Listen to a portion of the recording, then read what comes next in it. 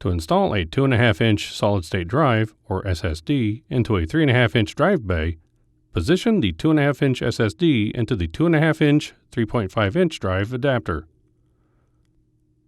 Install the 2 screws that secure the drive to the drive adapter.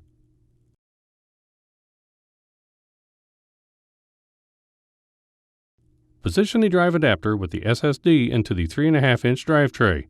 Then, install the 5 screws to secure the drive adapter and the SSD into the tray.